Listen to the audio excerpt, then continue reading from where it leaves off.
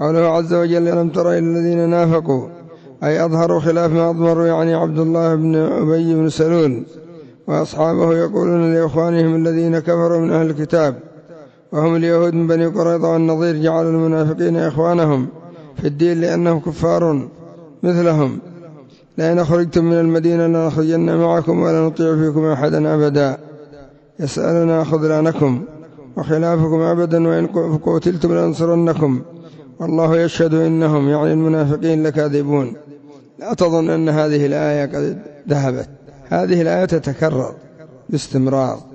انظر إلى المنافقين من الرافضة في هذا الزمن، أغروا حركة حماس بالقيام على اليهود على أن يقوموا قومة واحدة، فلما قاموا على اليهود خذلوهم وتركوا اليهود للاستفراد بهم، وغاية ما فيه يخرجون شعارات وأقوال ما لها أساس من الصحة، إنما هي دعاوى يعني ينتحلون القضية الفلسطينية وليس حولها.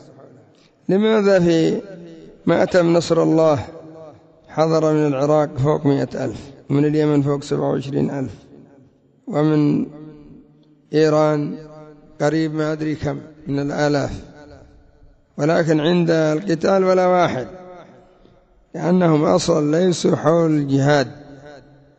أهل السنة يرون الضعف في المسلمين، ومن عقيدتهم أن الجهاد يكون تحت راية الإمام، وينظرون إلى المصالح والمفاسد، ما خرجوا يهنجمون ولا قالوا سنفعل ونفعل، لأن الجهاد له ضوابط، ما هو عن حماس. الحماسة في القلب قد يتمنى الإنسان أن يقفز على عدوه، لكن ما المصلحة في القفز على العدو؟ هل ستؤدي إلى إنكاء العدو، إلى هزيمة العدو، إلى إركاس العدو، إلى إخراج العدو، أم أن الهجمة على العدو ستؤدي إلى قتلك بلا مصلحة شرعية، ستؤدي إلى هتك عرضك بلا مصلحة شرعية، ستؤدي إلى هدم بيتك بلا مصلحة شرعية؟ فالجهاد مبني على مصالح شرعية وعلى مصالح قدرية، لابد أن ينظر في الحالين.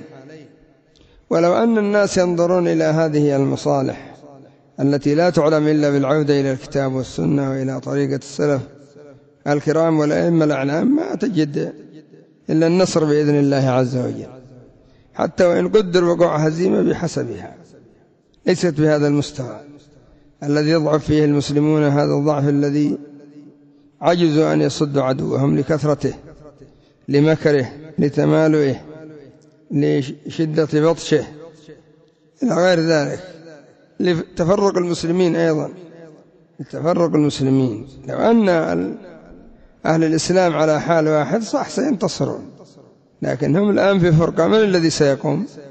إن قام أحدهم خذل الآخر وتأخر، وعند ذلك الخذيلة تقع على الأمة، والضعف يقع على الأمة، والضرر على الأمة.